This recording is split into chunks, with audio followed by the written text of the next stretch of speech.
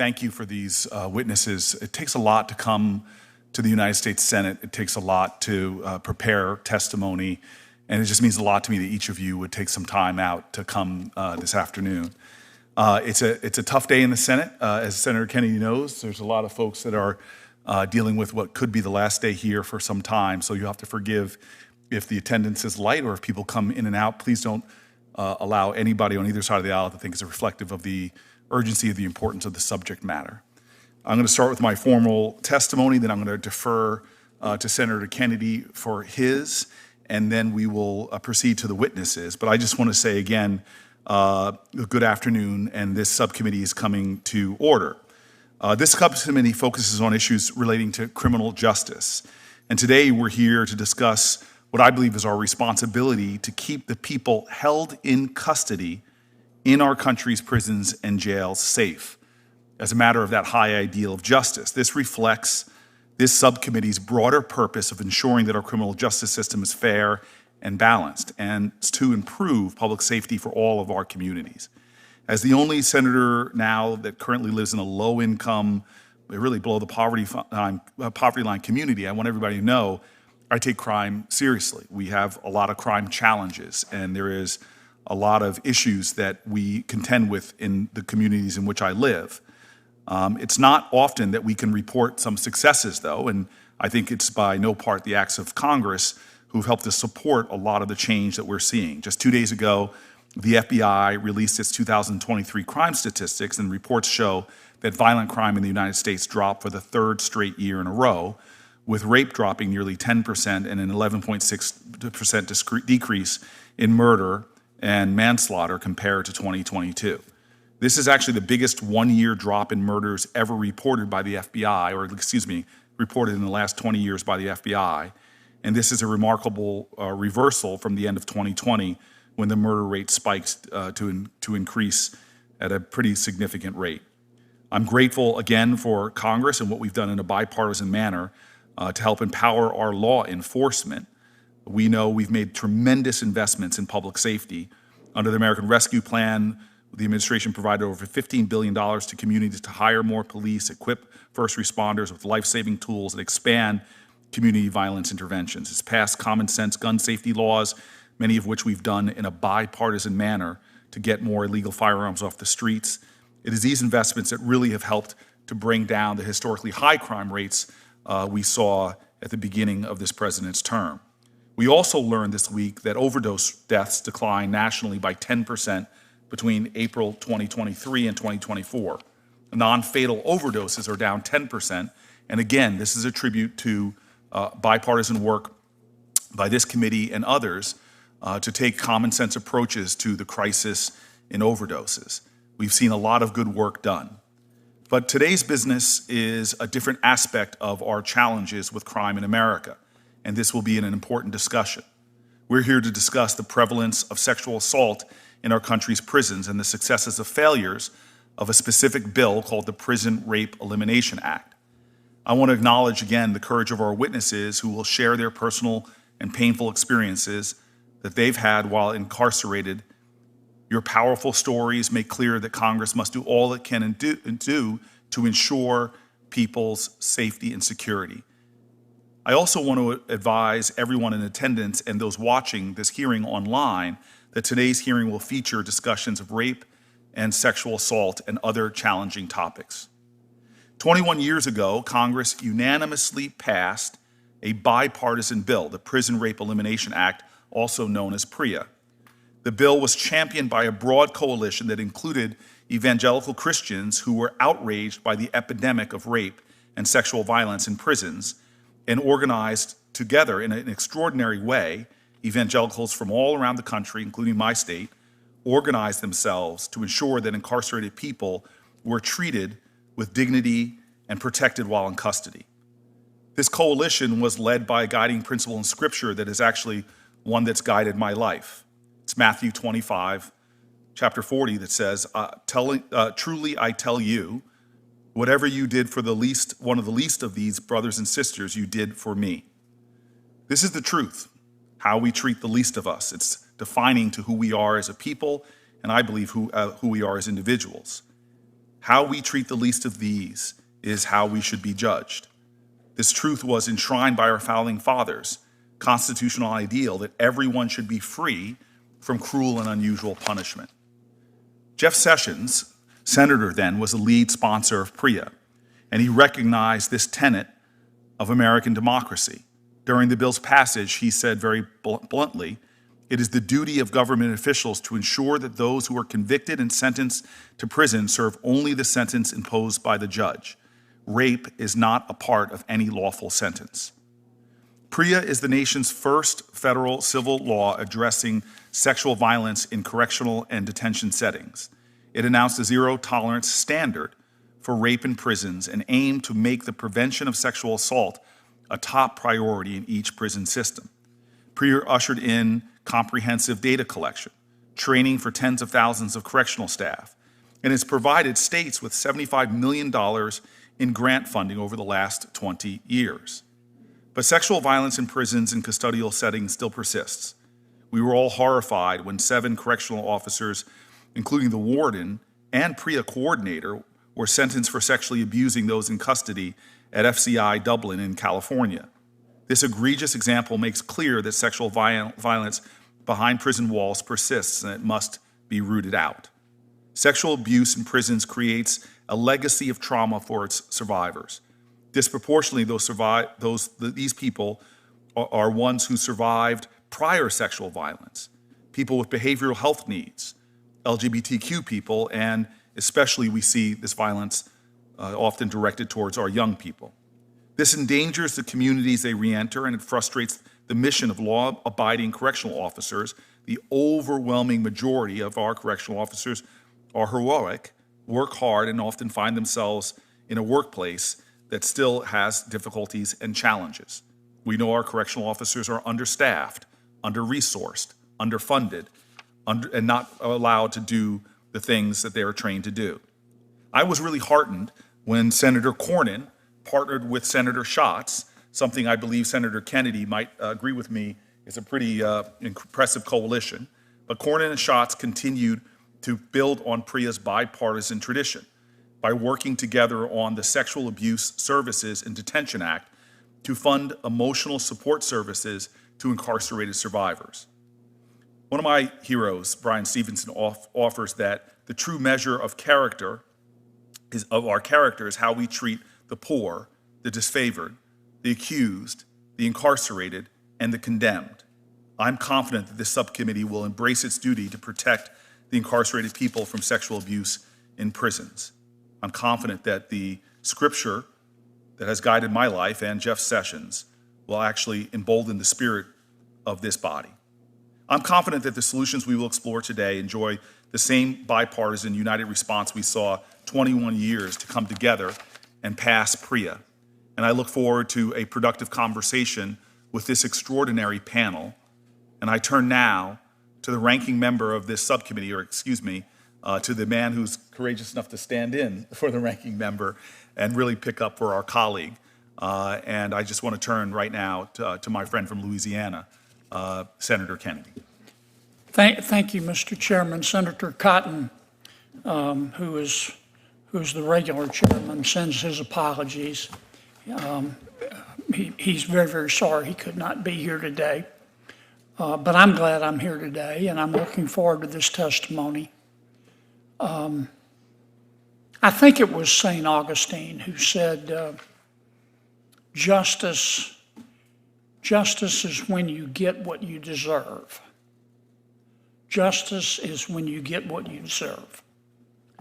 And you may be thinking, well, that doesn't tell us anything. What do you deserve? But I think it serves as an invitation to all of us as a society to debate, what is justice? If punishment is appropriate, what is appropriate punishment? I don't think any fair-minded person believes that rape or sexual violence is justice. It just isn't. And I'm looking forward to learning today from these esteemed witnesses here in front of us, and I am thankful to our chairman for calling this hearing. I'm again really grateful for Senator Kennedy. I know how busy he is, and his presence here today, I think, reflects his commitment to these issues and the issues of public safety as a whole. And I want to welcome my colleagues, Senator Whitehouse and Senator Padilla. We have, as I said before, a really powerful panel of experts. I'm going to introduce and swear in the witnesses. The witnesses will give their opening testimony in the order that I introduce you, and senators will then have 5 minutes of questioning.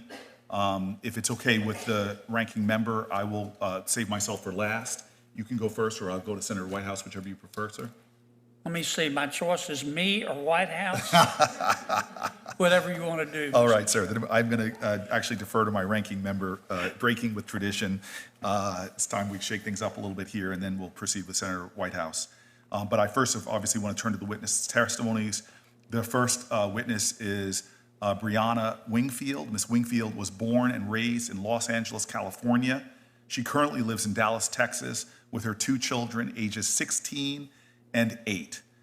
Ms. Wingfield graduated from California State University, Long Beach in 2022 with a Bachelor's of Arts in Sociology. She will receive her teaching credential in December 2024. Congratulations, that's exciting. In the meantime, she is working as a substitute teacher for children from preschool to 6th grade.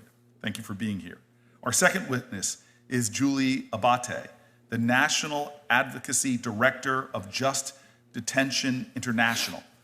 Hope you have big business cards, that's a lot. Where she works with correctional officials, policymakers, and prisoner advocates to address custodial sexual abuse and conditions of confinement. Prior to joining JDI, she spent 15 years in the United States Department of Justice as a senior trial attorney, and then deputy chief in the special litigation section of the Civil Rights Division. We thank her for that service. And she was there responsible for enforcing the Civil Rights of Institutionalized Persons Act. She was a member of the U.S. Attorney General's Prison Rape Elimination Act Working Group, which promulgated the national standards to prevent, detect, and respond to prison rape. She is also a certified PREA auditor. Ms. Abbate received her Bachelor's of Arts degree with a major in Women's Studies from the University of Michigan and her JD from the Howard University Law School, and she was magna cum laude. Our third witness is Bonnie Hernandez, a mother of 2 daughters, a grandmother, and the daughter to a retired United States Marine. She is a former employee of a Fortune 500 company, an avid reader, and a returning citizen who served 12 years in a federal prison. Bonnie is also a survivor of sexual violence perpetrated by a Federal Bureau of Prisons officer during her time in custody. The now former BOP officer was convicted and sentenced for his criminal actions. Bonnie was released from prison in May of 2024, 2 years early, thanks to compassionate release and the new Sentencing Commission policy statement that allows survivors of sexual abuse to petition the sentencing court for a reduced sentence. Bonnie earned her GED and attended Penn Valley Community College before her time in prison. While in custody, she taught a number of classes, including GED, behavioral health, and world history. She now resides in Lee's Summit, Missouri, a suburb of Kansas City. Our fourth witness is Kenneth James, Director of Settlement Compliance at South Carolina's Department of Juvenile Justice. And with no disrespect to our 2 South Carolina senators, perhaps the proudest South Carolinian in the Senate right now. Mr. James served as the Division Director of Compliance and Standards and the agency PREA coordinator for the South Carolina Department of Corrections. Before transferring to South Carolina Department of Corrections in 2019, he served as the PREA coordinator for the South Carolina Department of Juvenile Justice and in multiple leadership and management positions for over 17 years. He also served as a correctional officer, sergeant, lieutenant, and captain at the South Carolina Department of Juvenile Justice. Mr. James holds a bachelor's degree in criminal justice from Limestone College and a master's degree in criminal justice, public administration from Liberty University. It says here that Senator Cotton would introduce the other witnesses. Yeah, okay. Thank you. Thank you, Mr. Chairman. Ms. Brandy Moore-White, welcome. Ms. White is the national president of the Council of Prison Locals. That's a union representing about 30,000 correctional officers and staff. Before she became that organization's president, she was its national secretary-treasurer for 6 years. I'm happy she was able to take time out of her busy schedule to fly here from Arkansas today and be with us. Ms. White is here to shed light on some aspects of sexual abuse in prisons that has not received the attention it deserves, and we welcome her today. Can I add, Brandy has been here numerous times before. I'm going to punch her card. She might get a free sub. She's been willing to come here to the Senate so often. She's been a tremendous witness in the past. I'm just so happy you're here again, and your testimony will be invaluable. Thank you. Our final witness is Ms. Kelsey Bolar. Am I saying that name right? Ms. Bolar is the Director of Storytelling and a Senior Policy Analyst at the Independent Women's Forum. That's an organization that advocates for women, supports opportunities for women. Thank you for your work. She is also a Senior Blankley Fellow at the Steamboat Institute. Kelsey has worked extensively on the topic of biologically male transgender inmates in women's prisons. She recently co-produced a mini documentary series entitled, quote, "Cruel and Unusual Punishment, the Male Takeover of Women's Prisons," end quote. I also have a letter, actually it was given to Senator Cotton, but he's not here. I have a letter addressed to Chair Booker and addressed to Senator Cotton from Ms. Ami Ikikawa. Am I saying that right? Say that again. Ichikawa, okay. Amy, okay. Amy is a former inmate at a women's prison. She was interviewed by Ms. Bolar about her experiences in prison. The letter provides insights into the protections that the Prison Rape Elimination Act provides, but also discusses how enforcement and accountability has been lacking in women's prisons. And Mr. Chair, I ask of consent to submit that letter for the record. Absolutely no objections. And thank you to all of our witnesses. I'm going to now ask everybody to please rise from your chairs and raise your right hand and answer this question, hopefully all in the affirmative. Do you swear or affirm that the testimony you are about to give before the subcommittee will be the truth, the whole truth, and nothing but the truth, so help you God? Let the record show that each witness has answered in the affirmative. You all may step down. That made for a great picture as well. Okay, you all will have 5 minutes for your opening statements. And I think I said in the order of the introduction, why don't we just simply go from Ms. Wingfield and work our way down to our proud South Carolinian. Why don't we start with you, Ms. Wingfield? Thank you. Good afternoon. Thank you, Chairman Booker and Senator Kennedy, for inviting me to tell my story. And thank you to my fellow panelists for your courage and for being here today. I appreciate the entire committee considering this issue and inviting me here as a witness. It's going to take all of us to fix this broken system that has damaged and appended so many lives. My name is Breane Wingfield. I currently live in Dallas, Texas. I was born and raised in Los Angeles, California. My story is no different from thousands of others. At 14, I was hungry, poor, and alone, with only my grandmother around to raise me.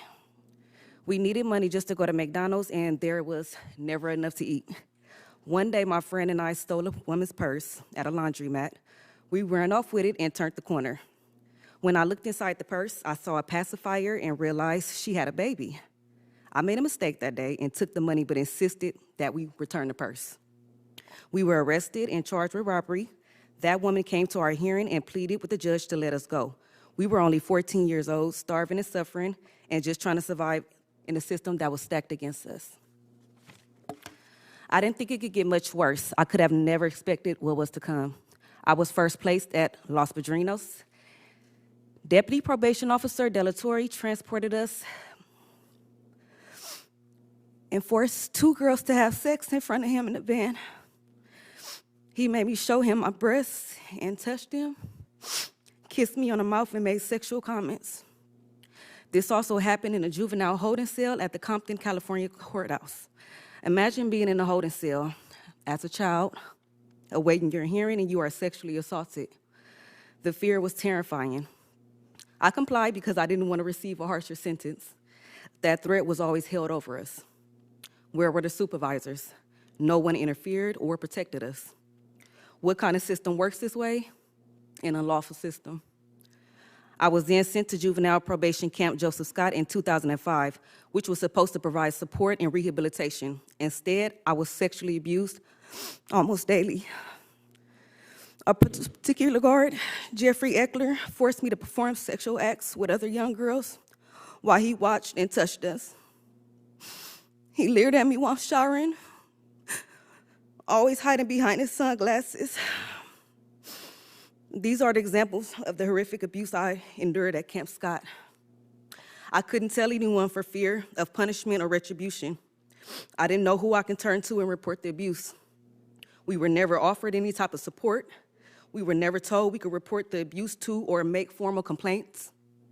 Even the female guards participated and turned a blind eye to the brazen abuse inside those walls.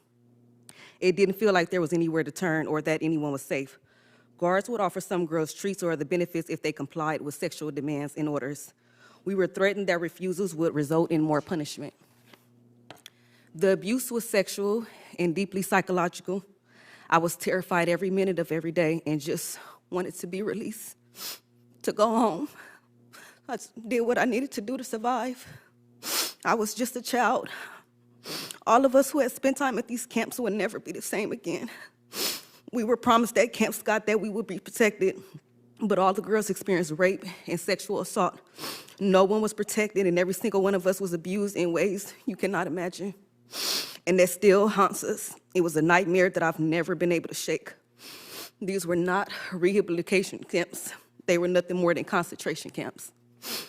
I've worked hard to move on from my abuse, violence, and suffering. I've devoted myself to my work as a substitute teacher, but just like before, I am fighting back against the system stacked against me. Because I am not a full-time employee, I have not been able to get access to health insurance. I do not have a therapist. In moments where I have not seen a way out, I've had to call the crisis hotline after hotline, grasping at anything to keep me alive.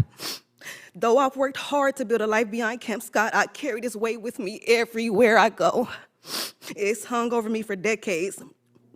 But being here, telling my story, it gives me some hope. This investigation is long overdue because the Prison Rape Elimination Act of 2003 isn't being enforced. It isn't working. It's not enough. Countless women and girls are still being raped, abused, and violated in every way possible. Each day that goes by is another day where this cycle of suffering continues. I think of the young girls incarcerated as we sit here right now, this very moment, and know in my heart they are still not safe. You all have the power to protect us, to protect all girls and women. So I'm asking you today to not only listen to our stories, but to please do something about it. Thank you. Thank you for your courageous testimony, Ms. Wingfield.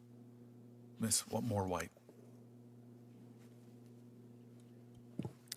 Good afternoon, Chairman Booker, Senator Kennedy, members of the Subcommittee on Criminal Justice and Counterterrorism, and distinguished guests. I want to sincerely thank you for the opportunity to present the perspective of our federal prison system from the professional, hardworking men and women of the Federal Bureau of Prisons. I must once again make mention that for far too long, this conversation has been missing a key element, and that is the professional law enforcement officers who have dedicated their lives to protecting those co-workers and communities and safely housing inmates. The Council of Prison Locals represents nearly 30,000 correctional professionals across the country in 121 federal prisons. These professional law enforcement officers work tirelessly day in and day out in some of the most violent, self-contained cities in the country and keep us all safe from some of the world's most dangerous human beings. Let me start my remarks today by saying that the Council absolutely condemns sexual abuse of inmates. Our job is to ensure that the safety and security of the institutions where we work and sexual abuse of individuals should never be tolerated. While we applaud the goal behind PREA, there are definitely truly some shortfalls. The primary concern is current staffing levels within the Bureau of Prisons. The staffing level is so catastrophic, it has and it will, again, lead to a loss of life. The most efficient way to provide security and oversight is not cameras or technology, it is staffing. This must be addressed urgently, and not only for the protection of our staff, but also for the inmates housed in our custody. Secondly, the level of funding for the Bureau, the money that they receive to achieve its mission, the current funding level is inadequate at best and has caused the Bureau to reduce a lot of things to include training. This hinders our ability to effectively carry out the Bureau's mission of rehabilitation and reintegration, among many other things. While I know there will be a lot of discussion today about sexual abuse of inmates, there's a whole other side to the discussion that Congress needs to be made aware of and needs to address in some substantial way. The fact of the matter is, inmates are frequently sexually harassing and assaulting Bureau of Prisons staff inside our facilities. The Federal Bureau of Prisons could not operate with the almost 10,000 or 30% of our female staff that we currently have. As noted by a recent UN report addressing the effects of females working in prison, the role of females in prison goes far beyond working in women's prisons. In all facilities where presence of women staff can often diffuse potential violent incidents when confrontations arise. The strength of women officers in prison lies not just in their ability to enforce rules and in their courage and resilience, but also in their innate capacity to empathize, make profound difference by fostering a more habilitative atmosphere. The DOJ Inspector General Michael Horowitz noted in a February 23, 2023 report on the Federal Bureau of Prisons' efforts to address sexual harassment and sexual assault committed by inmates towards staff, that inmate-on-staff sexual harassment is widespread. In addition to rape, sexual assault, inmates subject employees to egregious sexual harassment, including exposing their genitalia, exhibitionary masturbation, throwing semen, threats of sexual violence, and a constant barrage of vile, cruel, and degrading sexual comments. I can wholeheartedly tell you female staff are quitting because the sexual abuse to which they are subjected, thereby further worsening the understaffing crisis and further reducing our ability to keep everyone safe inside of the walls in which we work. The prison where inmate sexual misconduct is rampant have the attitude that nothing can be done to stop it, and that this is what the employees signed up for when they agreed to work for the BOP. Despite that attitude, there are prisons where inmate sexual misconduct is not tolerated, and there are steps that can be taken to protect our staff. It is unclear to me why we refuse to prioritize staffing our prisons, thereby protecting our staff and the inmates in our care.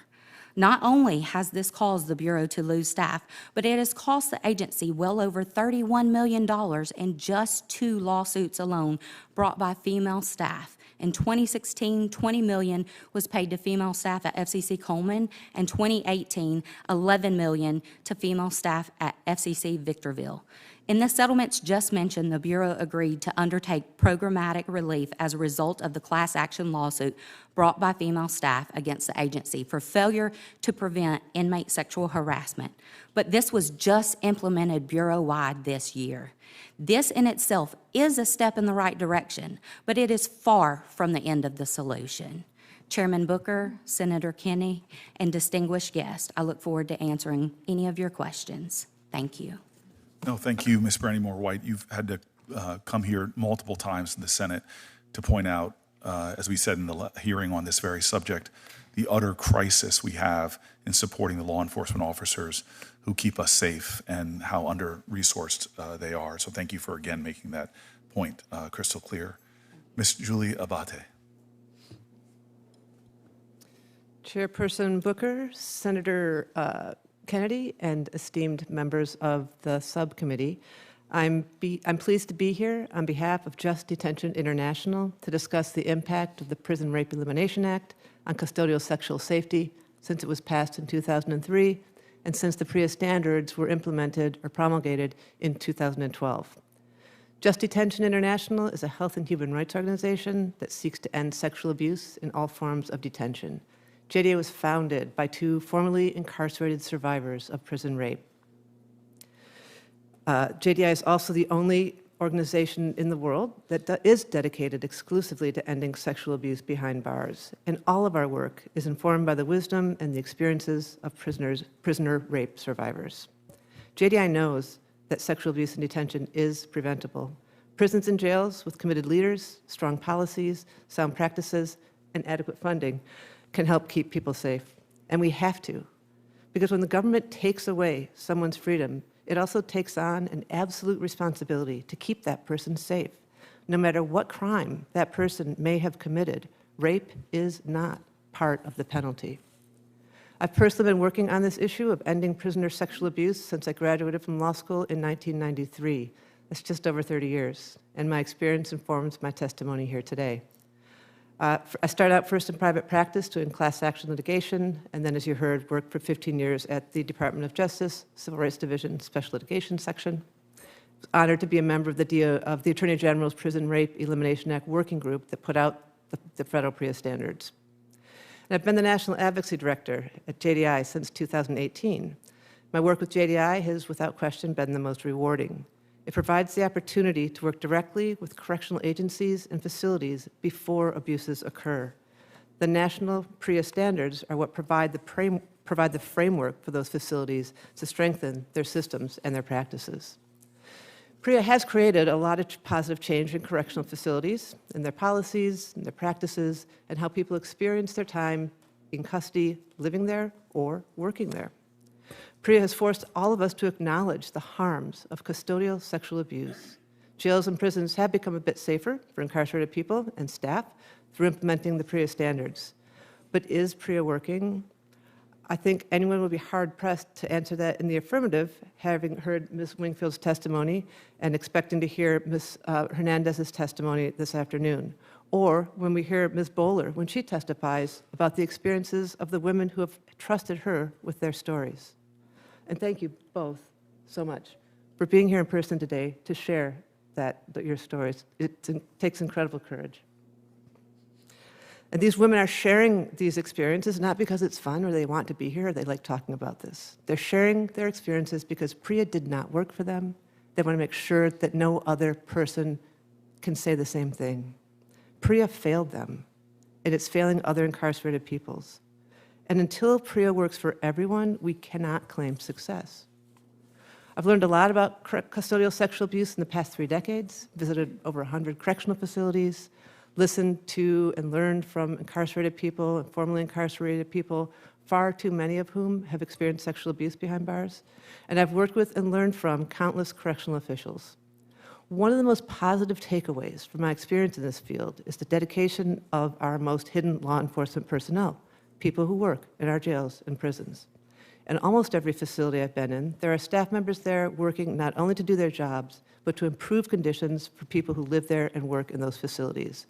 And as you've heard, those conditions they work under are extremely demanding, and they're getting more so, with staffing levels that are diminishing seemingly daily.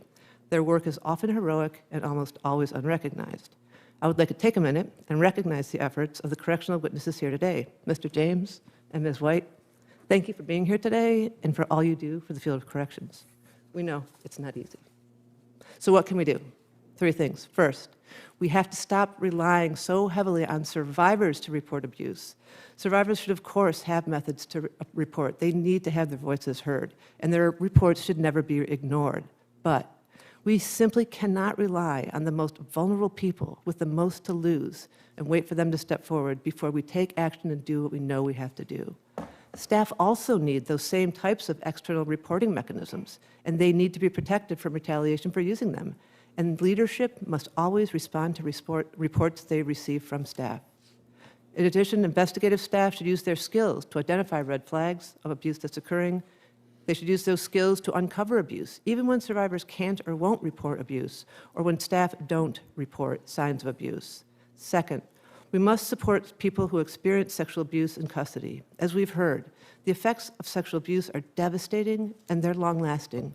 We urge Congress to pass the bipartisan Sexual Abuse Services in Detention Act, led by Senators John Cornyn and Brian Schatz in the Senate and introduced today in the House by Representatives Sidney Kamlager-Dove and Kelly Armstrong. The act would ensure that when incarcerated people suffer sexual abuse, they have support to process and heal from the trauma. And finally, Congress should ensure that the grants authorized by the PREA statute and administered by DOJ are consistently and robustly funded. Those grants are designed to directly assist the field with PREA appropriations. And PREA appropriations have remained at $15.5 million for the past 6 years. That's just not enough. Even $75 million over 20 years, if you break that down per year, and if all 50 states got an equal share, that'd be $75,000 a year to implement these types of practices and improvements that can improve safety for folks in custody. It's not enough. In addition to funding grants to states, those appropriations are also used for data collection by DOJ's Bureau of Justice Statistics. While DOJ leverages these funds as best they can to support states, much more is needed. Having such a modest appropriation forces DOJ to curtail certain crucial PREA implementation efforts to support others, and we need more robust funding. And I thank you so much for the opportunity to be here and discuss these issues with you. Thank you so much for your attention to these issues. Thank you, Ms. Abbate. Your expertise, too, is appreciated. Ms. Hernandez, thank you.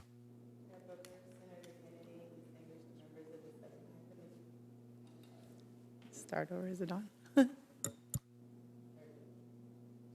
No, you had it before. There you go. Chair Booker, Senator Kennedy, and distinguished members of the subcommittee, thank you for the opportunity to appear today to testify about my experience as a survivor of sexual abuse by a BOP employee. My name is Bonnie Hernandez. In 2015, I was sentenced to 192 months in prison after pleading guilty to felony charges involving drugs, weapons, and money laundering. I am the mother of 2 extraordinary daughters, Bailey, who is here with me today, and Madison. They have been my strength and my comfort, and being their mother is truly my proudest accomplishment. I had a steady job in corporate America, but when the company was looking to cut costs, I found myself out of a job. I was desperate to provide for my family, and I got involved in selling and using drugs. I deeply regret what I did, and I've always accepted full responsibility for my actions. In July 2015, I was sent to FCI Tallahassee to serve my time. While there, I had regular access to fresh air and BOP recreational programs, and most importantly, I was able to have video visits with my daughters. All I wanted was to serve my time, pay for my mistakes, and return home to my family as quickly as possible. But I had no idea how high of a price I would end up having to pay. In 2019, my job was reassigned to a new supervisor, Correctional Officer Linton Hatton. Not long after my reassignment, Officer Hatton began showing me extra attention. He brought me contraband like makeup, made sexual comments towards me, and would grope me while we were alone in his office. Eventually, he began repeatedly raping me. Officer Hatton used his power and authority over my body to manipulate and violently abuse me.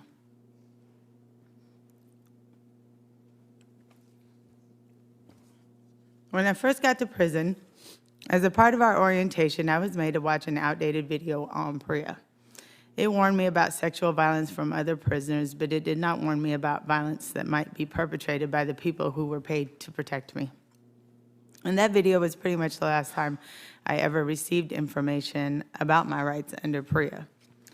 During my time at Tallahassee, I'd seen what happened to people who'd been groped and abused and who reported it to staff. They were relocated, put in this special housing unit, and retaliated against in ways that made it clear to me that when Hatton came for me, the best thing I could do was to keep my mouth shut about his sexual violence. But eventually, Hatton's violence escalated. It got to the point where I feared for my life and had no choice but to report him, even though I was terrified to do so. When I reported that he had been repeatedly and violently raping me, I too was retaliated against, just as I feared. I was called a snitch by others. I was put in the special housing unit. But most upsetting, a few days after reporting, I was transported without my knowledge in the wee hours of the morning from FCI Tallahassee to FDC Miami. FDC Miami is a pretrial detention center. It has no outdoor space, no programming, no jobs, and no technology to facilitate the video calls with my daughters that we depended on. I was cut off from the support systems and outlets at a time when I needed them the absolute most. A few months after I got to FDC Miami, a PREA investigator came to my unit. The guard said that anyone who would like to talk to the investigators were welcome to do so and could wait in line in front of everyone else. I did not even get in that line, but they called my name over the loudspeaker. Everyone saw me go talk to the investigator. The PREA investigator was a day late and $1 short. And it turns out that Officer Hatton was prosecuted for his crimes against me. He was sentenced to 3 months in prison. And do you know, no one even told me that he had been prosecuted and punished for the things he did to me. And by the time he was prosecuted, served his time, and released from custody, I was still sitting in a cell in FDC Miami, completely alone and hopeless. I knew it wouldn't be easy coming forward, but I never thought reporting my abuse would make my life in prison as awful as it was. I was a survivor of crime in federal prison perpetrated by a federal law enforcement officer, but I certainly never felt like anyone had my back or was looking out for me. Thanks to compassion release and the new Sentencing Commission policy statement that allows victims of abuse to seek a reduced sentence, I was released from prison in May of 2024. When I walked out of FDC Miami, it was the first time in 2 years that I had breathed in any fresh air. When I got off the airplane, it was the first time in 2 years that I even saw my daughter's faces. As I sit here, I am only a few months into my freedom. Coming home was one of the happiest moments of my life, and it has also been incredibly difficult. I still have trauma to deal with, the court-ordered therapy, and yet it took 4 months for me to get to see a therapist. I desperately need a job, but red tape has prevented me from getting the paperwork I need for a job. I connected with numerous reentry organizations, but they all have wait lists and criteria that make it difficult to get help. I have to provide urine samples roughly twice a week, and it requires driving each way, yet I still don't have my driver's license back. Luckily, I have the greatest dad in the world, and he drives me where I need to go. But I could not make it to any of my appointments if I had to walk or take an Uber. And so what about the people who don't have what I do? Being here today is among one of the hardest things I have ever done. But I am here for my daughters and here for so many other women I left behind in prison who I knew were being abused. I hope that in sharing my story, it will help make the road ahead for them a little less rocky. Thank you for your time, for giving me the opportunity to share my story, and for your commitment to bettering the lives of people in prison. Ms. Hernandez, thank you for your courageous testimony. Ms. Bolar. Good afternoon, Chairman Booker, Senator Kennedy, and members of the committee. My name is Kelsey Bolar, and I'm the director of IW Features, the storytelling platform at Independent Women's Forum. Every day, we work to amplify real stories to show how public policy affects Americans, aiming to positively influence policy and promote more civil, compassionate, and productive debates. Some of the most devastating stories we've collected at IW Features are those of women who've been harassed, assaulted, or raped in prison as a direct result of policies that allow male inmates to transfer into women's prisons.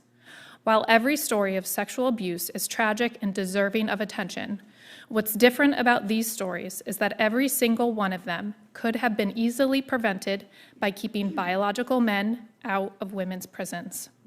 In hope we can urgently address this inhumane punishment of women, today I will share with you 3 stories that we've collected as part of our ongoing documentary series, Cruel and Unusual Punishment, the Male Takeover of Female Prisons.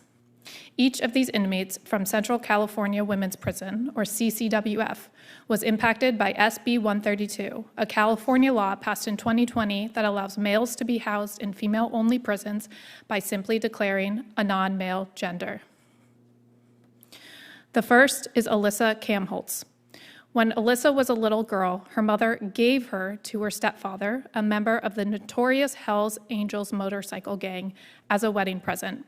For over a decade, Alyssa was subjected to continuous sexual abuse from the gang members. After spending over 20 years in CCWF, her safe place after years of such horrific abuse, the state placed a male inmate with similar physical characteristics as her abusers in Alyssa's room. To make matters worse, Alyssa found out that her new male bunkmate was even affiliated with the same gang of men who abused her as a young girl. Alyssa told us, quote, "I feel like even being sentenced to prison was easier than having to deal with that. Our sentence wasn't to be abused."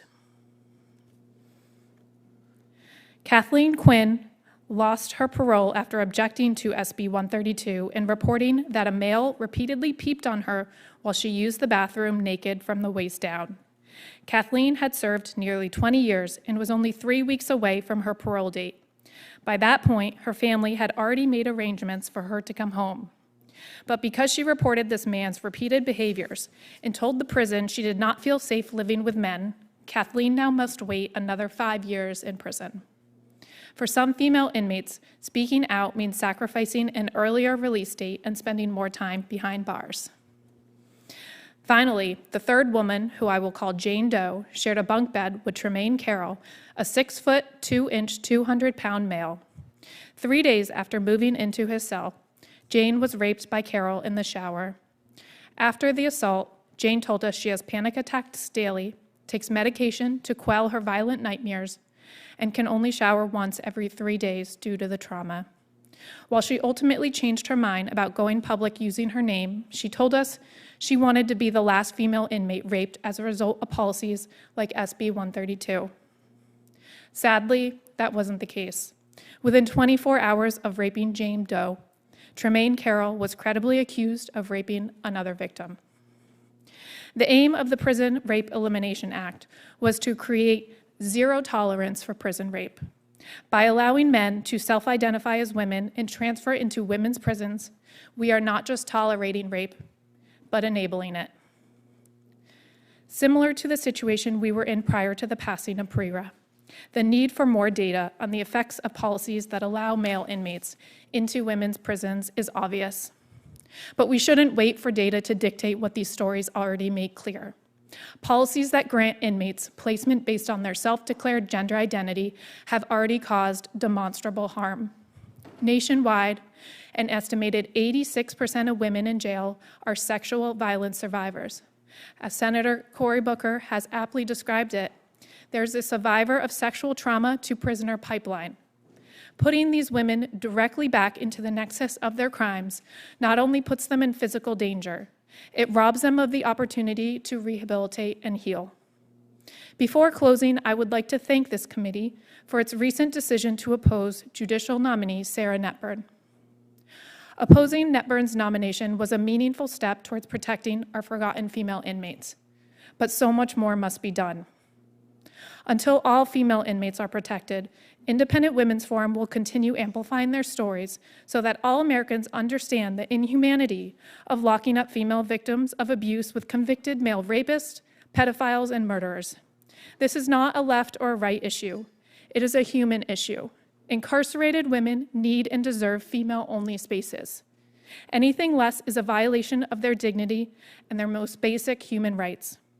Thank you for your time, and thank you for allowing me to be a voice for so many women who, for so long, were unable to speak for themselves. Thank you, Ms. Bolar, for your testimony. Mr. Kenneth James. Good afternoon, Chairman Booker, Senator Kennedy, and members of the subcommittee. Thank you for the opportunity to testify at today's important hearing on the Prison Rape Elimination Act. Sexual abuse is a horrific crime that has no place in any detention facility, and corrections officials have a core responsibility to ensure that every person in their custody is safe and treated with dignity. I've worked in corrections for over 22 years, the last 7 as a PREA coordinator in both adult and juvenile facilities in the great state of South Carolina. I am a board member of the National PREA Coordinators Working Group, which is an organization of PREA coordinators from across the nation who support their peers in implementing PREA standards. I am also retired from the South Carolina Army National Guard and served multiple overseas tours. I have seen the positive impact of PREA on the safety and culture of our institutions.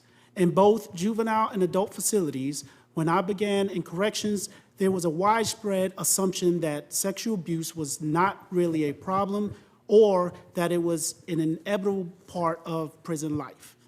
Staff often didn't know what to do when they learned of sexual abuse, and so it went largely ignored. Now, we are breaking the silence around this abuse. Once a survivor steps forward, our agencies help ensure they get crisis services from trained victim advocates from the community. Despite the progress that has been made and the work that has been done to prevent sexual abuse in detention, it is still happening. Even one person being sexually abused is too many, and there's still more work to be done.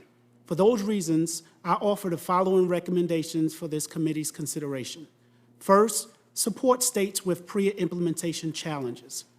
Congress can help corrections become stronger in preventing sexual abuse of incarcerated people. Assistance can come in the form of guidance or provisions that support prosecutions of perpetrators of sexual abuse in detention. Strengthening consequences for bad faith reporting, helping survivors get assistance with trauma during and after incarceration, and increased funding for the work dedicated to culture change and the promotion of staff safety and wellness, as well as assistance with recruiting additional high-quality correctional staff. Second, support training and education on sexual abuse in detention. Congress should support training and education to help prosecutors, judges, law enforcement, and the greater community understand the prevalence of sexual abuse in correctional facilities and the need to provide substantial consequences to perpetrators in order to deter the behavior, such as pursuing criminal charges and penalties when these actions are taken. Third, increased funding for PREA implementation. The advances that PREA sought required funding to be fully implemented, and additional funding is needed to continue this work. I recommend Congress to continue the PREA grant programs that have been available and increase PREA funding overall. Furthermore, I recommend Congress allow the assurance option to continue, providing funding to support states that are still working on compliance. Next, include state and local corrections in the DOJ's PREA working group. Current correctional practitioners, such as the PREA Coordinators Working Group, need to be members of the Department of Justice PREA Working Group. The DOJ group is tasked with issuing guidance to the field on PREA standards. Current practitioners need to have a seat at that table from states and local jurisdictions. Lastly, pass Senate Bill 1422, the Sexual Abuse Services in Detention Act. A key part of PREA compliance is ensuring that incarcerated survivors of sexual abuse get emotional support services. While some correctional agencies have been able to provide services like we do in South Carolina, others struggle with doing so for various reasons, including lack of capacity. This bill would provide resources for both community rape crisis centers and corrections agencies to facilitate bringing in support services into the prisons and jails. In closing, there are hundreds of dedicated correctional professionals like myself across the nation working hard not only to implement the PREA standards, but to keep people in custody safe. there have been significant strides made since the patches of the PREA standards in 2012. But the reality is, it is not time for the government to take its foot off the gas. Rather, we should be looking to increase the support and to maintain and further improve the safety of facilities. I urge this committee to join us in doing so. Thank you. Mr. James, thank you for being here again, and thank you for your expert testimony. At this point, we're going to begin with some questioning. I'm going to defer to Senator Kennedy, and I'm also going to, obviously ask your questions. I will not be firmly enforcing any time limits, sir. Thank you, Corey. Ms. Hernandez, Bailey and Madison are here? Bailey, my oldest daughter, is here, yes. Where's Bailey? Hey, Bailey. Welcome. You were in a federal prison, Ms. Hernandez? Yes, sir. The FCI Tallahassee.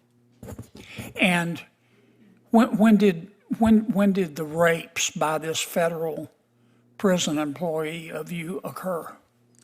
Just what year? Well, it started in about 2020, and then ended in 2022, August of 2022. Okay. And you reported him, I did, and he was eventually punished. correct. And what was his punishment? 3 months, Was he prosecuted? yes. I mean, in federal court or state court, if you know? I don't know if it was state court or not. I know it was in Florida. Yeah. And he got 3 months for rape? Yes, sir. Well, that's part of the problem right there. What you allow is what will continue. I I agree. mean, 3 months for rape is absurd, much less for repeated rape. Ms. White, let me ask you a question. You talked about inmates violating sexually and being engaging in offensive conduct with respect to female federal prison staff. Yes, sir. Are those inmates who do that not punished? No, sir, not typically. Why not? That's a very good question. Oftentimes, the incidents are reported. Our prisons are very overpopulated. Discipline is an issue that we have been struggling with. Even when they are reported, it's handled internally with a small sanction. Typically, they're removed from general population and placed in special housing unit for a limited amount of time and then placed back in general housing. It's not a true punishment, and it definitely is not a deterrent. Oftentimes, those issues are turned over to the AUSA offices who decline to prosecute the inmates. Okay.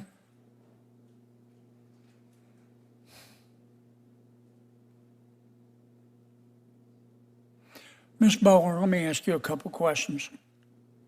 I want to be sure I understand your testimony. The state of California has a law that says if you're convicted of a crime, you can declare your gender and you can go to a women's prison if you are biologically a male but declare yourself transgender. Is that right? That is correct. Okay. Does the state of California require any confirmation of one's gender identity? There is some type of review process, but it is based on the individual's self-declared gender identity. These individuals don't have to be identifying as transgender or non-binary prior to being convicted and entering prison. It is based on their self-declared gender identity. And I will note that many female inmates we have talked to tell us once they gain access to women's prisons behind closed doors, they are no longer identifying as transgender. They are embracing their natural male identity. Is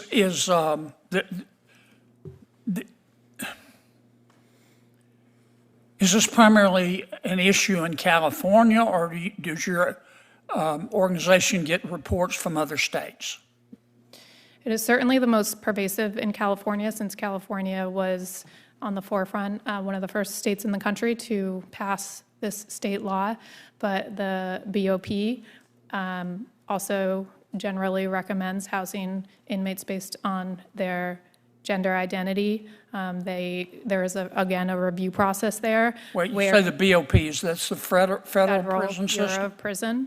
Under the Biden-Harris administration, they ordered federal prisons to recognize trans-identified inmates' health and safety when making housing decisions, and even declared for the first time that gender-affirming surgery may be medically appropriate, which means taxpayers would be funding it. These rapes that you talked about, do we have any idea how many have occurred nationwide? I think that is one of the problems, and that was one of the problems, my understanding, going into PRERA, that there was a lack of reporting. I can tell you in California, state numbers are that 2,186 trans-identified inmates exist in the state. As of now, I'm aware of 351 of them requesting to go to female Okay, could you give me those numbers once more? I apologize. 2,186 trans-identified inmates currently exist, according to the latest numbers reported by California. Of those, only 351 of them are actually trying to go into female prisons.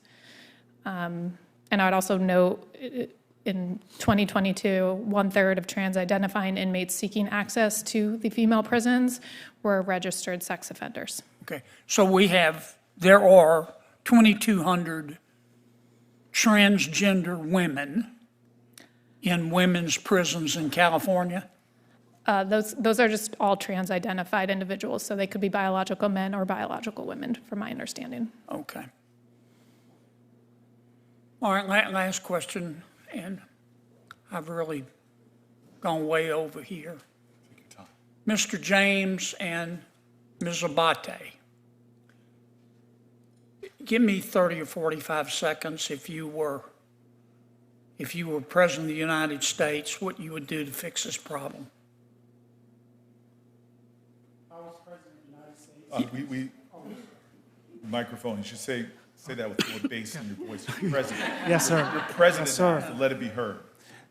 As President of the United States, I would do an executive order asking for additional funding for all incarceration facilities across this nation, increase staffing, and push that all correctional facilities have professional employees who are heroes. The reason I would say that is because if you think of the worst things that happens in this country and the worst people who conduct these things, where are they housed? And who is monitoring those individuals where they are? If we look at how we celebrate people in this nation, rightly so, we call our heroes our military, our law enforcement officers, our firefighters, and our EMTs. But we forget the people who monitor the people we call the worst in our country. And so one of the reasons we don't have a robust correctional staffing in this country is because we don't celebrate those people who take the risk to be correctional officers. Well, let me ask you this, Mr. James. Yes, sir. And I don't disagree with anything you said. How about adding to your list, punishing the hell out of people who rape other people in prison? I agree. But president doesn't make laws, sir. Yes, sir, but when you get to be president, I'll bet you can get it done. Yes, sir. Will you vote for me, sir? Yes, sir. We all heard that. Ms. Abbate, Yes, sir. Thank you so much. I'm looking for specific, how do we stop this? So first of all, I think we have to realize that when we over-sentence people for any crimes, we're overpopulating our prisons. At the same time, staffing numbers are dwindling. That is dangerous for incarcerated I people. know, but you can't let people rape other people, whether in prison or outside of prison. So let's focus on what the people involved in this system need. And the people that are in the prisons need access to outside folks so they can have support, so they can report things safely, so that they can receive counseling from community organizations that can translate into when they leave the facility, so they can have that ability to heal from the trauma and process what's happened to them. We need to ensure that staff are provided with what they need to do their jobs, including adequate training, adequate numbers, the ability to take a day off to go see a kid's recital without having to call in sick because you know you won't be allowed to go, thereby forcing other folks to supplement when you need time off. We have to take care of the people in these institutions because as much as some staff are the problem in this area, all staff are the solution. We have to listen to Ms. White, we have to listen to Mr. James, listen to the field what they need. We have to continue our efforts to enforce these PREA standards. They're providing us with the best answer. We've had criminal laws saying you can't rape anybody anywhere. Raping people in custody has always been against everyone's policies, and yet we still needed to, in 2003, pass the Prison Rape Elimination Act. That's outrageous. So that was designed to study, how does it happen? What is it about these systems? And so I urge us to look at those reasons, look at what came from those discussions, bipartisan discussions, PREA Rape Commission and the commissioners, and see what we came up with at the at DOJ, ultimately. I think it provides the best answer and the best way to cure the situation, but we have to have adequate funding and attention, and we have to listen to people, we have to believe them, regardless of what color your uniform is. If it's orange, if it's blue or brown, staff are reporting these things, they know what's going on, they are not being listened to. We've got to hold facility and agency leadership accountable and to take action when they find out about this stuff because they know, and they don't, and that is not okay. And if agencies aren't listening to their leaders, and their staff, you think people didn't know that a warden was raping people? They did. They reported. Nothing happened. How are women ever supposed to come forward?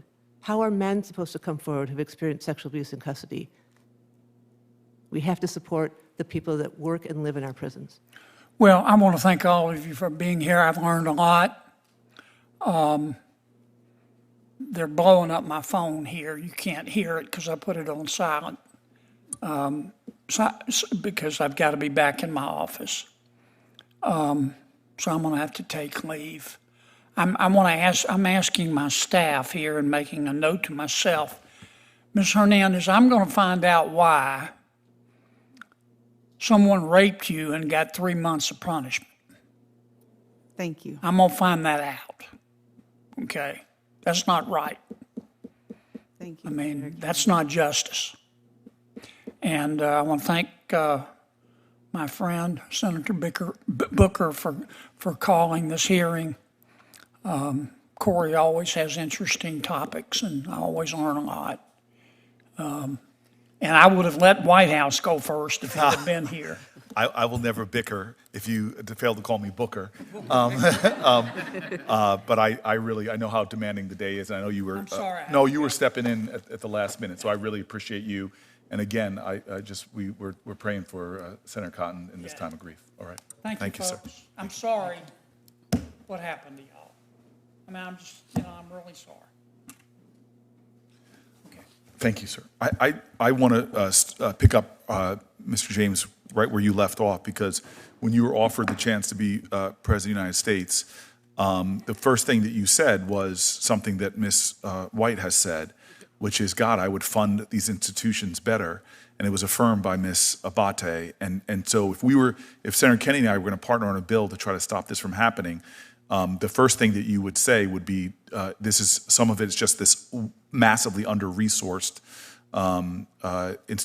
institutions, as the minority witness is saying, right? Correct. Okay, thank you very much. I said that before he left, so I might be able to get a partner. Thank you, Mr. President. I said that so I might be able to get a partner. And I'm just going to say, Ms. White, I pray for the day you do not have to come down here and tell this story over and over and over again. That even when Congress did things in a bipartisan way under a Republican president to do sentencing reform, programs for prisons that Senator Cornyn and others championed, We cannot get those things done if we're not funding the institutions that are supposed to be doing that work.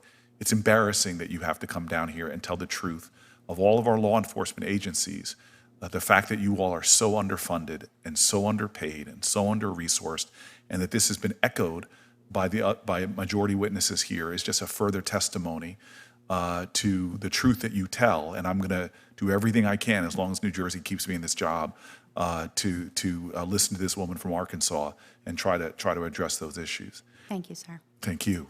Ms. Wingfield and Ms. Hernandez, I just want to build some more background to support some of the statements that we've heard from other witnesses, if you all don't mind. And maybe the first thing I just would want to bluntly ask you, as horrific as your experiences were, the women that you were with, do you know other firsthand stories that you heard from other women of their experiences of sexual assault? Either one of you can go first. I absolutely do. Could you flesh that answer out, Ms. Hernandez, first, and we'll go to Ms. Wingfield? I said I absolutely do. No, I heard that. Oh. Could you just give me more context to that? Did it happen one time? Did you hear from did other women confide in you in some of these experiences?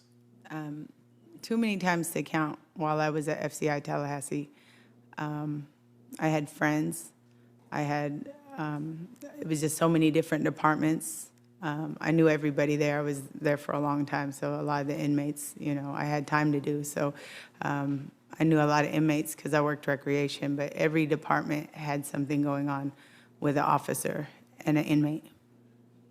Ms. Wingfield, do you want to tell me a little bit about you hearing from other people that this behavior might not have been something that you just experienced? Could you turn on? Thank you very much, Ms. White. Yes. So I've heard the stories. In Camp Scott, you had like the deputies there. They stayed, at Camp Scott at trailers.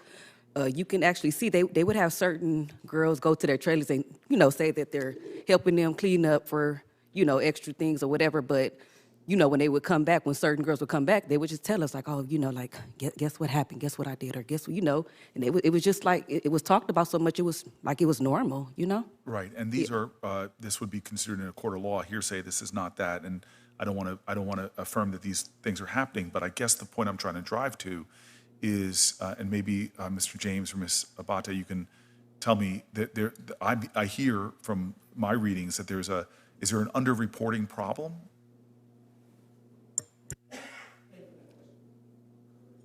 Thank you for that question, Senator Booker. Statistically, in South Carolina, we've had an increase in reporting, and that's because of the robust programs that we've built in South Carolina Department of Corrections and Department of Juvenile Justice, putting out more information, posters, phones, different reporting methods for incarcerated persons to contact somebody from the outside or contact somebody on the inside to do something about allegations of sexual abuse or sexual harassment. We in South Carolina have a very supportive governor and a very supportive executive leadership team. Mr. Brian Sterling, Mr. Brian Sterling, the director of South Carolina Department of Corrections, is an advocate of sending incarcerated persons back into the community better than we receive them.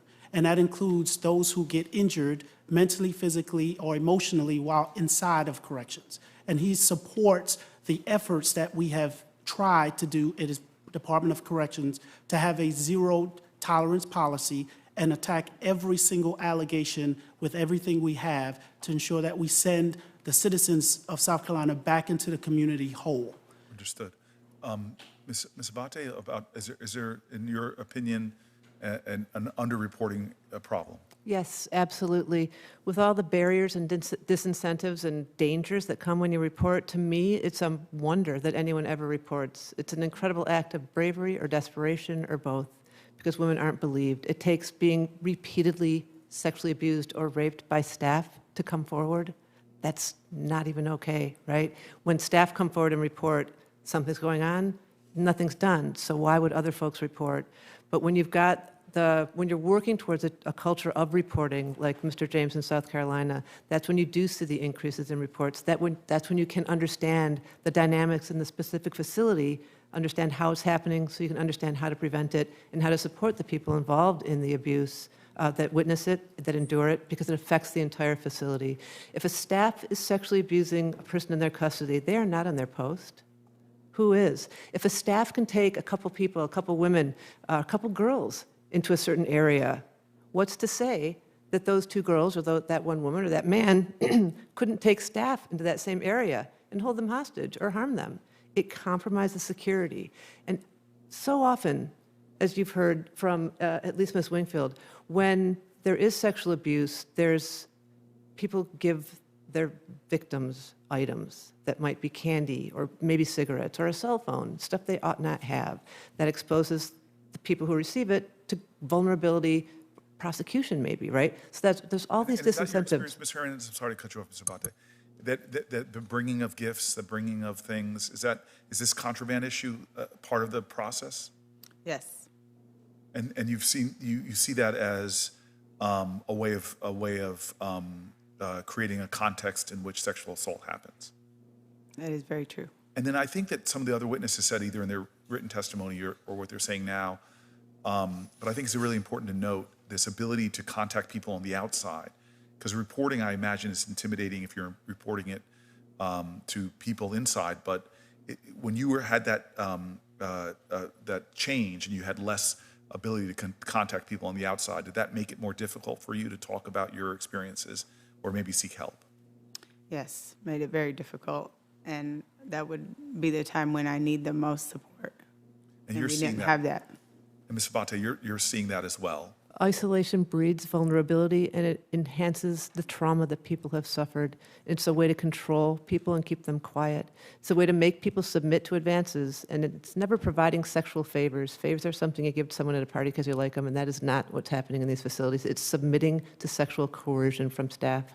And the mere threat of being placed in segregation, which would mean that Ms. Hernandez wouldn't be able to call her daughters or what have you, she's going to put up less of a resistance. Anybody in that situation. I don't mean to personalize it. No, it's very And so when you cut people off from support from the outside, from their family, it's devastating. When you cut people off from support from the outside, from trained counselors who can help you decide whether and how to report abuse, that can be devastating too. Even when you move someone from different housing units, especially in women's prisons, women form families, if you will, little groups, and draw support from one another, and you take them away from their support systems. That enhances their vulnerability. Everybody who reports sexual abuse who's placed in segregation, there goes their vulnerability. It completely enhances their vulnerability. So yes, it's a huge problem. And Ms. Hernandez and Ms. Wingfield, you both sort of made allusions like that the PREA videos and information you were given when you first came in felt inadequate to you? That's my word, not yours. But in other words, there's certain information that should be given to you, but that did not prove resourceful at all? When I first had seen that video, that was the only video I saw during orientation when I first got to prison. First of all, it's not enforced. They stick you in a psychology conference room, and it's everybody that's going to orientation in that moment. And then they don't stick around. They don't, like I said, it's not enforced. The facilitator leaves the room, and then you're left with a bunch of inmates who are just taking whatever we want out the video because it's like a joking matter.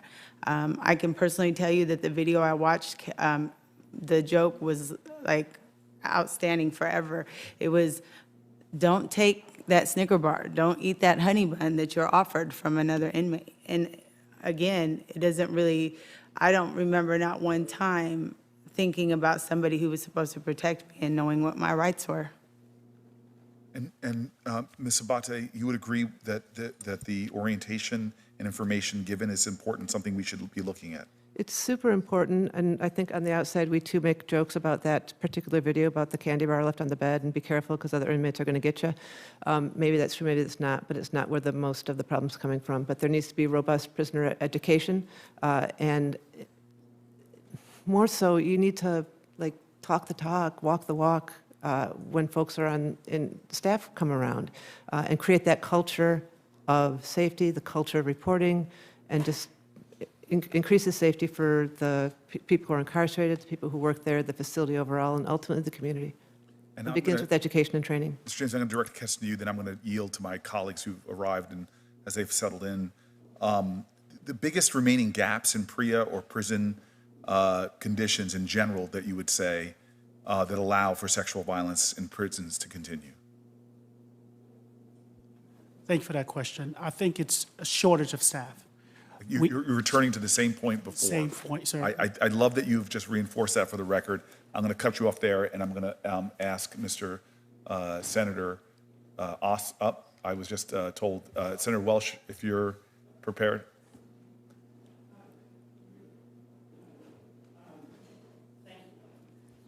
I want to say a couple of things. First of all, thank you so much. And I apologize for being late. There's conflicts in our schedules, but I was able to see much of your testimony in my office. So I just want to, from the bottom of my heart, pay my respect to you and appreciation to you for coming forward. I also want to thank the chairman. You know, it's kind of easy around here to pass legislation to hold people accountable. It's harder to pass legislation to protect people who, as a result of the power of the state, have the capacity to put people in jail. I was a former public defender, and the obligation that the state has when it uses its incredible authority to put people in jail is to make certain that they're safe there. And we've not done that. My state of Vermont, we had a terrible situation at a women's prison. It was the subject of an excellent reporting piece by 7 Days, which is a local publication. But it was pretty shocking to me, even as a public defender. So, Mr. Chairman, I do want to thank you for bringing this to our attention. And I want to thank our witnesses for everything that you're doing to help us deal with this as opposed to bury it. Thank you. So I'll just ask a few questions. Some of these, I hope, are not too repetitive. But for Bonnie Hernandez and Breane Wingfield, how meaningful was it for you to know that there would be somebody that would listen to your horrific experience and document it and bring your perpetrator to justice? Well, this means everything to me. This was one of the hardest things I've ever done in my life. Of course, I'm nervous and, apprehensive about coming and sharing my story, feeling like I'm going to be judged and everything else. But it is the impact to me to just be able to share my story and let you guys absolutely know how things are really done or ran in a prison, because you don't have that setting. It's very... That gets me to another question. If we just look at the data, we miss a lot. So if we just look at the data on sexual assaults in prison, what do we miss about stories like yours? Everything that comes along with it, because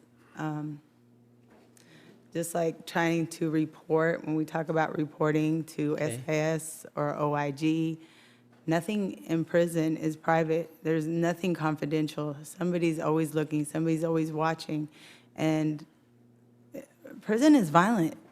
Yeah. So we don't want that. We don't want to report. We don't want somebody seeing us talk to SIS or, anything like that, especially when staff is not protecting us and they're turning a blind eye because they think plausible deniability covers them. Or they have exemplary employees that they don't want to see get in trouble. And there's just so many red flags that you guys don't see. Breane, thank you very much. Yeah, so, sorry, my mind is blank. I'm so sorry, sir. No, you know what? We are so glad you're here. Thank you so much. It's wonderful to have you. Thank you so much. Thank you. So, Senator Welch, again, my fear of not saying anything, because of course no one believes in me. I'm already considered a quote unquote a criminal, and fear of retaliation as well, And again, it happened so much to so many girls that you did report it. If you have no one backing you up, you scared of what would be to come. Well, thank you. I'm going to ask Mr. James, you're an auditor, but you also have personal experience as a correctional officer, incredibly valuable experience for this committee. From your experience, what is the most important thing that PREA does? It's the intent to help and to protect incarcerated people who do not have a voice. They don't have the option to go to a local magistrate's office and make a complaint. They don't have the option or even sometimes know the methods that's available to them. So the Prison Rape Elimination Act makes some mandates to agencies that they have to educate both the incarcerated population and the staff on ways to report, that mandates that they must accept reports and actions that have to be taken. We spoke before you came that there are efforts across this nation. We have a National PREA Coordinators Working Group, which is an organization that brings peers, PREA coordinators, PREA compliance managers, and stakeholders together to talk about the issues that's happening. One of the major issues is there is not enough staff. So no matter how thoughtful we are and the intent is, if there's not enough people to do it, it doesn't get done. And we have horrible, horrible stories like Ms. Hernandez and Ms. Wingfield that happens because they get through the cracks. And I think I speak for the whole profession that it is not our intent that that happens, that if we could prevent it, we would. And I apologize that they even had to go through that in the first place. Well, thank you so very much. Really appreciate your presence and your advocacy. Mr. Chairman, I yield back. I'm very grateful. The senator from Georgia, Mr. Ossoff. Thank you, Mr. Chairman. Thank you to our witnesses, in particular the survivors of sexual assault, for so courageously sharing your testimony with us. I'm not sure I can accept that staffing shortages are the principal driver or even a principal driver of the failures of PREA. And I'll give you a chance to respond to that in a moment, Mr. James, but I want to ask you, Ms. Abbate, you are a certified PREA auditor, correct? Yes, I think I'm on inactive status now, though, just to be clear. Okay. So as the chairman knows, when I was chairing the Permanent Subcommittee on Investigations, we conducted a number of investigations into sexual abuse in the federal prison system. One investigation found that in 2/3 of federal facilities that had housed female inmates, there had been sexual abuse of female inmates by members of the staff, 2/3. At Dublin, now infamous, the perpetrators included the warden and the chaplain. And when we look back at the PREA records at these facilities, and in particular Coleman and Dublin, two of the most notorious, where certainly in Dublin's case, I believe also in Coleman's, it was an open secret in the system that a culture of permissiveness and abuse was endemic. Dublin was so infamous that it became informally known as, quote, rape club. Again, the chaplain and the warden engaged in sexual abuse. But during the periods of crisis at these facilities, every single PREA audit found that Coleman and Dublin were compliant with every single one of the 45 PREA standards. They met or exceeded every single standard. How is that possible? How can a prison with such an endemic crisis of sexual abuse, that it's known as rape club, and the warden and the chaplain are sexually abusing inmates, meet or exceed repeatedly every single one of the 45 PREA standards? It's an excellent question, and there's a couple answers. First, for the BOP in general, not even just including Coleman and Dublin, it appears as if the contract for the PREA audits, which is run by PREA Auditors of America, I believe is who has it now. Nakamoto had it previously. Every PREA auditor that they send to a facility, whether it's a 500-bed camp or a 2,500-bed correctional complex, The auditor is limited to 3 days on site. That is not enough time to do an appropriate audit, a robust audit. That also is not fair to BOP, because when they do implement these policies and practices and PREA standards, their passing PREA audit is just as suspect as the ones at Dublin and Coleman, right? So it's not fair that the lowest bidder is going to get these contracts for the audits. I understand the procurement process, but there's also a way that you can write your proposal to ensure that people have adequate time on site. And I personally have raised this issue myself with Director Peters at least 3 times in person, 2-on-1 meetings with her. This is not something that the department doesn't know. I know that there's a lot of stuff involved in breaking contracts or getting new ones, but that's just a huge, huge problem. It's a problem that doesn't protect folks by ensuring that PREA is implemented. It leads to the impression of, or the actuality of, inadequate audits. And it makes it impossible for an audit to be conducted pursuant to the PREA Auditor Handbook that auditors are forced to comply with. Well, I guess, are they forced to comply with it? So They are. Well, Sorry. I'm not sure they are complying. I mean, at Coleman, 6 male officers repeatedly raped and abused at least 10 women. As part of the PREA audit process, auditors must review sexual abuse complaints, interview prisoners and staff, and review facilities, policies, and practices, correct? Correct, absolutely. And clearly, seems to me, if interviews are not conducted with female inmates at these facilities, then they've not fulfilled their inspection obligations, right? That is true. Okay, so in 2021, PREA auditors were not able to interview a single female prisoner at Coleman as part of their audit, and they weren't able to interview them because BOP had transferred all of them out of the prison 2 days before the on-site portion of the audit. At a time when sexual abuse was rampant in the facility, they removed the women from the prison in advance of the PREA audit. That's shocking. What's also shocking is that then Coleman passed its audit. I agree. How? And I know you didn't, I don't think you were on that team. No. I'm not. I've never actually conducted an audit. I don't know many But facilities that would invite me. how can this be so broken? So that's not uncommon that facilities will transfer people in custody out when an auditor's coming to town. It's unusual that a whole population of women would be transferred. If you can't interview folks that are in custody, then there is a notation where you can say none were available at the time. So it's notated on the audit report. So the audits they give us something, but they don't give us everything. And they were never intended to ensure that sexual abuse wasn't occurring at a facility.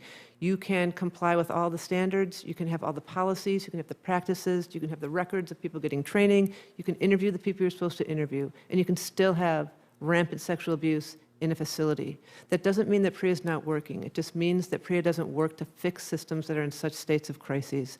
PREA does work to strengthen other systems to ensure they don't reach that point, but it doesn't show that sexual abuse isn't occurring. The audit report from Dublin is long as long can be, well over 100 pages, right? And it goes through the steps that auditor undertook. I have no opinion on whether the auditor was good or bad. The audit report looks like it was written properly. And we know that sexual abuse occurs. The audit doesn't say, is sexual abuse happening? Are people being abused? No, it doesn't. It says, if sexual abuse occurs, do they investigate? Do they report? Do they let the person know what happened with the outcome? Was there any discipline? That's it. Well, thank you for your expertise, and I would just offer, Mr. Chairman, that if audits under the Prison Rape Elimination Act, pass with flying colors facilities with endemic staff-on-inmate sexual abuse, and pass with flying colors even after every woman in the facility is transferred out 2 days before the audit, then I don't think that PREA is working. So can I rely on your expertise in this issue? Because I was just asking my staff about this, Ms. Abbate, and this is where I was confused, and my staff tried to correct this with me. PREA should be setting up procedures, policies, and standards that make any sexual assaults evident, right? Do I have that right? PREA is trying to create systems in which that kind of behavior can't go on. Prevent, detect, and respond to prisoner rape. And so I think the Senator's point is right on then, that clearly this act, if even people are passing audits with flying colors, yet there is a culture that if this is going on then we should be looking, these policies that are being established are not sufficient in detecting the problem, correct? It is neither preventing, nor detecting, nor responding. What are you going to do when your peer coordinator is the one that's doing the abusing, as it was the case at Dublin? What if that person's also the warden? And so Senator, have you been satisfied then that from some of our witnesses that you're getting then the fix to this? Do you understand what I'm asking? Because I'm not sure. I agree with the staffing issues that a lot of the policies we promulgate, whether it be in programming or what have you, are not getting done because we don't have the staffing issue. But I think you're scratching at a bigger issue, which is clearly the law that we designed is not working. What else should be done to make it work? I think it's a good question for the panel, and also one where we would welcome, I would welcome, can't speak for the chairman, but send us for the record suggested amendments to the law. I would like to ask that for the record from every witness, if you have that. That would be really helpful. I appreciate that, sir. Thank you, Mr. Chairman. One area that we just haven't talked about, which I'd like to do, is just the challenges in juvenile settings, which seem to be, and again, Ms. Wingfield, I'm horrified that this happened when you were a teenager, when you were 14 years old. But perhaps, Ms. Abbate, I can start with you. Some of the particular challenges facing youth in the facilities in regards to PREA reporting. And then the Department of Justice has consistently reported significantly higher staff on youth sexual harassment reports than youth on youth reports. And maybe can you describe for me, and maybe Mr. James, when she finishes, if you have anything to add, some of the environmental and cultural factors contributing to the higher rates of reported sexual harm amongst children? Yeah, and I think the dynamics in a juvenile facility, when we're talking about teenagers, are different from adults in custody. Oftentimes, those juveniles are in there for status crimes. They're only there because of their age, of what they did. They broke curfew or something that you or I could do anytime we wanted to. There's also the issue of staff being closer in age to the incarcerated people, to the juveniles. And in the juvenile facilities, it's so bizarre. The data shows that women staff more commonly are committing sexual abuse against young men in detention and boys in detention, right? And so that's the same dynamic that you have in a high school situation where you've got a young teacher and you've got that same population. There's that inability to understand the responsibility that people have when you work with kids, when young people, to not take advantage of them. There's a responsibility of people who work in juvenile facilities to recognize red flags, flirtatious behavior, favoritism, you name it, and stop it before it happens to strengthen their systems. And kids are completely charming and delightful, and they get age-appropriate crushes on authority figures like teachers or people in the media or people in their juvenile facility. That doesn't give folks free range to take advantage of that at all. They need to recognize what they can do to help these people is not to engage in sexual relations with them. So that's a different dynamic than there are in other facilities. When kids are abused, they don't report. Nobody reports on the outside. They disclose sometimes. They'll disclose little clues. Those clues need to be picked up on. And sometimes kids think, why would I report that this is how they talk to us? That's how they talk to us. Everybody knows that. What is there to report? Mr. James, do you have anything to add to that? I really think she appropriately answered the question, and I agree with all of the statements she just made. So I would love the questions for the record on the from Ms. Abbate, Ms. White, and Mr. James on then how do we improve PREA specifically for children and youth. I would really appreciate that. I want to do a few wrap-up comments, but I have such respect for Ms. Brandy Moore-White. Watching her different expressions during this, I just want to say two things, because I think what you said at the beginning is something that I know from my personal experience, having friends who are correctional officers, not in the federal system, but I have friends who are correctional officers in my state system. The abuse, the verbal abuse, the women correctional officers I know, everything that you said, it's very important to put that on the record, and I don't want to diminish that as we talk about sexual assault from people who are inmates. I just think that's just an important statement to put out there that that these are issues. But I watched you responding a little bit, and you're somebody that I think has invaluable testimony. So if there's anything you want to comment on at all that's been said during this hearing, I just want to give you some space for that. Sure. So apparently I need to work on my poker face. Not unless you want to play poker with me, then I'd be happy. So I think we could talk about this for days. Yes. I think that this whole panel has hit on several things. I do disagree with Senator Ossoff. I do think staffing is the core of this. My grandfather owned businesses, and he said, you do not get what you expect, you get what you inspect. And that is truly the case in prisons. You need high-quality staff. Yes, these are people who have been sentenced to things, crimes that they committed. We are there to protect them as much as we're there to protect our staff from them. As Ms. Abbate, I can't even pronounce her name, Miss Julie said, a lot of our staff are the forgotten heroes. They hold the walls. They house people who you cannot put in custody. And then when we receive, I'll tell you, I've experienced sexual harassment in prison myself. I have been masturbated against. I don't even know how you would say that. I've been catcalled. A million things. These are things in corrections that oftentimes people think are acceptable, and it is something that we have to work on all levels. I want to personally apologize to these two ladies who've experienced anything, because it is absolutely unfathomable to me. But I do think staffing is the core of this, because if you have 10 staff supervising 500 inmates, there is time for people who have ill intention to do things that they shouldn't do. When you have 100 people supervising 500, it's much less likely to happen. So staffing. You said I get frequent flyer miles. I will be here until they roll me out on a stretcher, sir, until you guys fix our staffing. I pray it doesn't take that long. Right.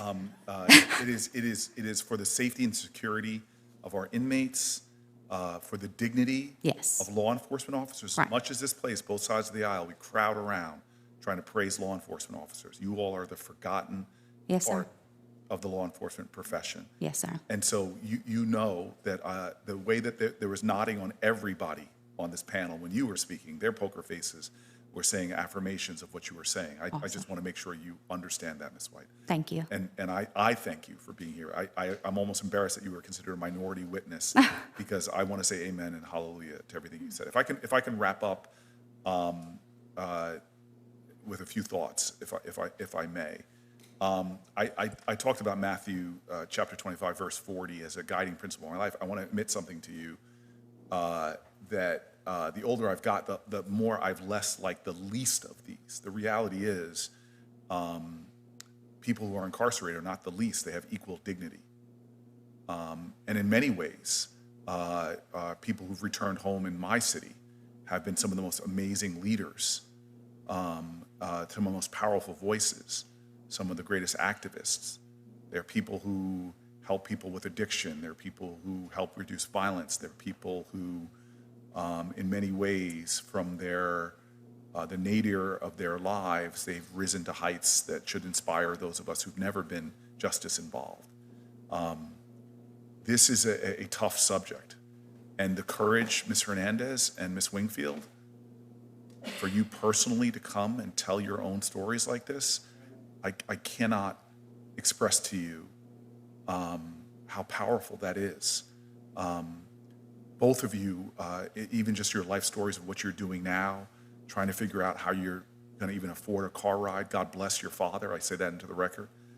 Ms. Wingfield, the fact that you want to teach children and want to spend your life helping young people who in many ways are struggling in our country with challenges and difficulties, isolation and loneliness, the fact that you want to be there for kids in a way that we adults were not there for you when you were a teenager. You two are astounding in your courage. And I just want you to know, in your first experience before the greatest deliberative body in the world, that you two today showed a heroism and compassion and grace that's extraordinary. And I just, again, on behalf of everybody, just thank you. The other witnesses here, I'm grateful for everything that you all have shared with us. Trust me, on both sides of the aisle, I think this is an issue, as we saw with senators past, has a lot of bipartisan concern. I'm really hopeful that we can make advances by coming together on the ground and meeting on some things that I think are plain and obvious. Mr. Welch, before I close out, you're just a man of extraordinary character and heart. Do you have anything else you want to say? You should turn on your mic, though. All right, it's just I want to join Senator Booker in thanking you. You know, we sit up here, we have important jobs, we're treated as important people, and you become invisible. I was listening to what you said. You have no privacy, and to be stripped of that, you know, it's a real part of what punishment is. But then to have that loss of any kind of privacy and autonomy be accompanied by being subject to violence and impunity, that's outrageous. And this is why you speaking out is so important, because you know how vulnerable you are, and there's no justification whatsoever for the state in using its authority to allow people around you to act with impunity towards you. And you know, I'm really grateful to Senator Booker. These are issues that we don't pay the attention to that we should, but where it's the power of the state to impose the punishment, and it is, it's the obligation of the state to protect people from impunity. And your presence here is very helpful in reminding us of our obligation. Thank you. Thank you, Senator, so much. And I will now just read this as my staff has given it to me. I'd like to submit into the record statements submitted by the members of public to this subcommittee. First, we have statements from individuals impacted by the harmful sexual violence environment at FCI Dublin in California. Their names are Darlene Baker, Aja Jasmine, Goldina Robertse, Guadalupe Smallwood, Sabrina Taylor, and Jaylyn Crosby on behalf of her mother, Inez Crosby. Kendra Drysdale is a former BOP employee from FCI Dublin, her testimony as well. These statements contain prison stories of sexual assault by those who were charged with keeping them safe. I'm grateful, too, for their vulnerability, strengthened by their courage in our fight to end sexual violence in prisons. I would like to submit into the record statements from organizations that encourage further action to end sexual violence: the Asian Law Caucus, the California Coalition for Women Prisoners, Right on Crime, an organization that I've partnered with often, and Guadalupe Smallwood. I now would like to do my fifth. Thank you very much. Just read the closing. Again, my gratitude to Senator Cotton and his staff, Senator Kennedy and his staff, but most sincerely, thank you again to all the subcommittee members, and most importantly to the witnesses. Again, many of you have traveled a great distance to come here and testify.